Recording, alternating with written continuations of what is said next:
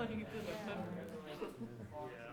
I guess from my experience, I would say the best thing would be to already like what you've done and consider like feedback you're gonna get.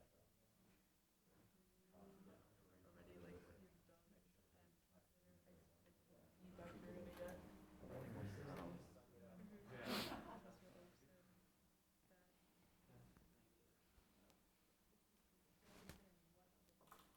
said. All right, let's start with scenario 3. That was you guys in the back. What would you do? You're a team tutoring an after-school program, developing plans for software. You hear from another student that a community partner is upset because your team's been wearing offensive phrasing in your t-shirt. How do you respond? What do you do?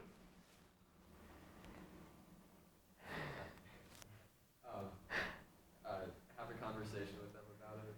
Well, stop wearing the shirts, but have a conversation about it because it can be really hard to express the proper emotions over an email. Yes. And it can probably go better with a spoken conversation. Yeah, I think that's really important. That's critical. You could send an email, but it might not go over well. And honestly, you probably should first ask. You heard this from another student that the community partners. So it would probably be worth clarifying, did this really happen? Was it you guys? I mean, and I think over the phone, again, that's a better way of doing it. And then, figuring out what's going on and, of course, addressing it is a really good idea. But I like the no email. I think that's smart. Let's do this one. Your teammate sends the following email to the instructor. As of today, we've heard nothing from Mike. He replied to my email, but only told me they were more than welcome to interview clients, emailed another member, completely ignored my questions. One thing is we can't do anything further. Do we need to come to class tomorrow?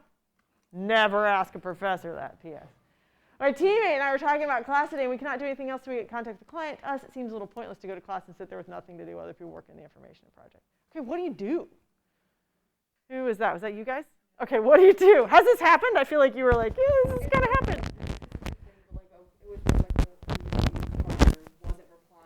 Yeah. One of the other group's emails, and so they kept, every time during PICS, it kept being like, our issue, no response, goals, get a response. So they kept doing that. Okay, so what were they doing? Okay, keep going. I'll let you guys keep talking too. So how do you react? What did you do? Well, first thing was like finding a way to communicate with a team member because he's not replying to the questions.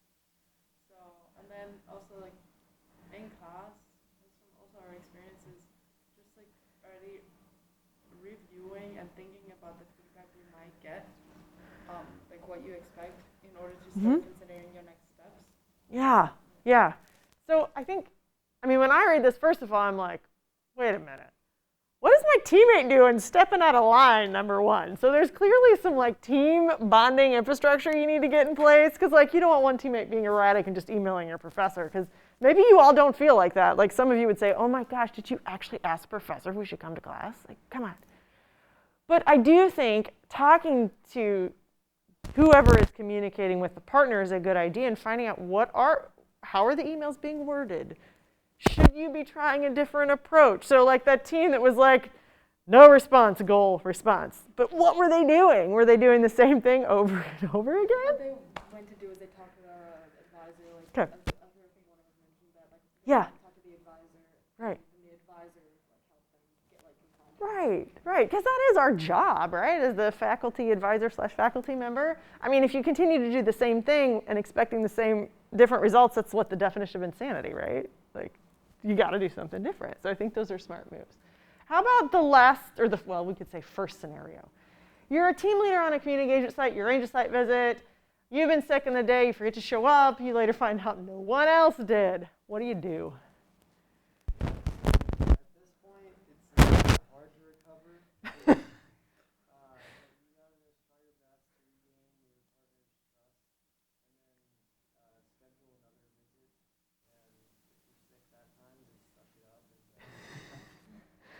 But there's no such thing as no return, right? I mean, you can get back.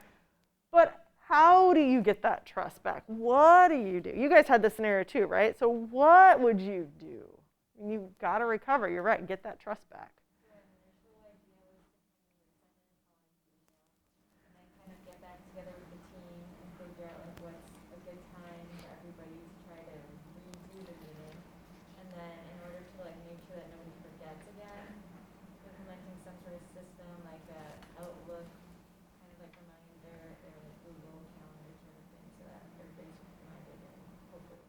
Yeah, those are great ideas. And I think another little tip is like, that email is great, right? That apologetic, I'm really sorry email is good. But it never hurts to put at the end, I will call you in a few days to follow up and again talk about this. Make that phone call. It's awkward and uncomfortable, but that really shows you're committed to making it better. It's just that extra step to saying, we goofed, we got to fix it. And you will. And most partners were fine with that. I actually had a partner not show up for my students last week. Like, just totally ghosted them. Didn't show up at all.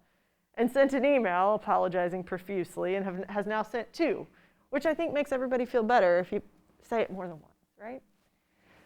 So have any of you had any other challenging scenarios or issues with partners that would be good to talk about right now? We can troubleshoot and problem solve in the last 5 minutes here, just so we maybe can work more collectively as a group. Any other burning questions about partnerships and projects you guys have? Yeah.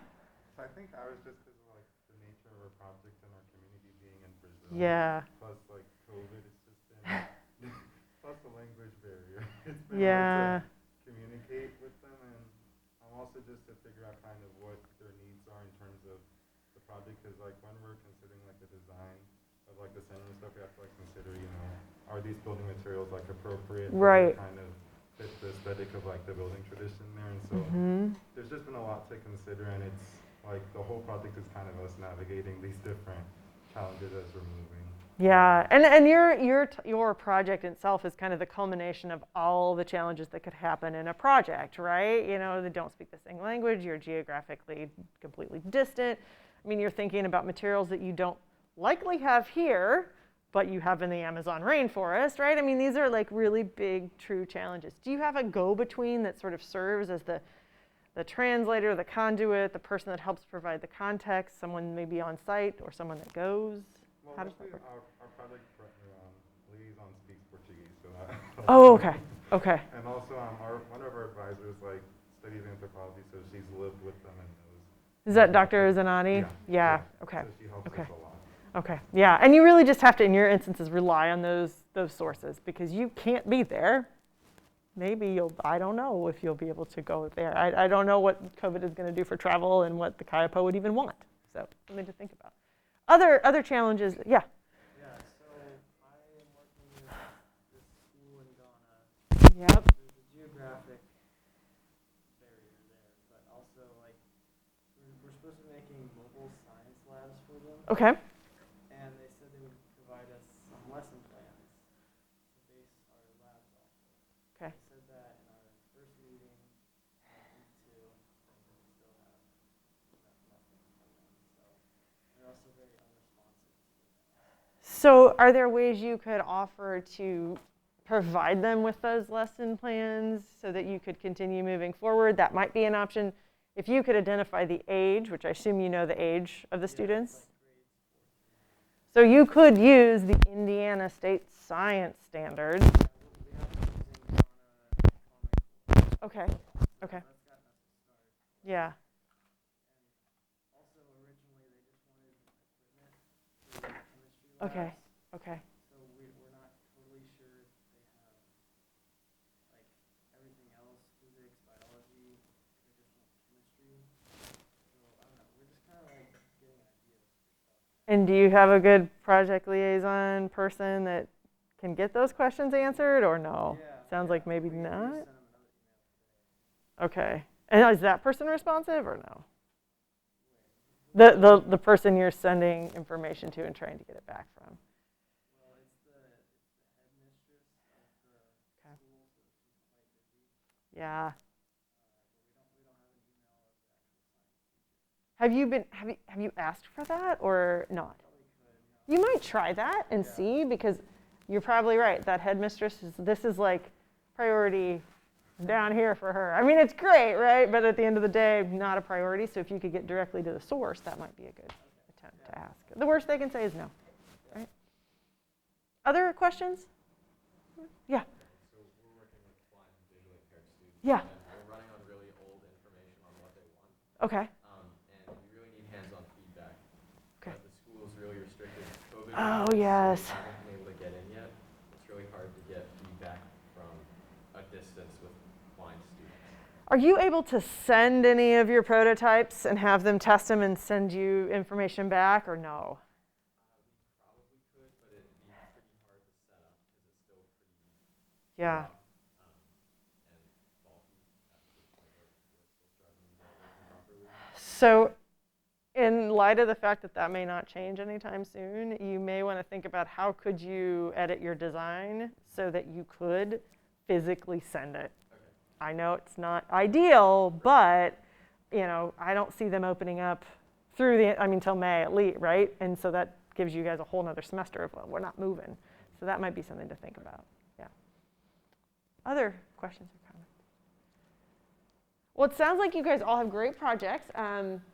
If you ever run into challenges or questions or trouble or anything like that, please feel free to reach out. I'm always on email, so I'm happy to answer questions or respond. But I wish you the best with all of your projects and all of your partnerships. And hopefully I will see you all around and hear about your great work. Thank you.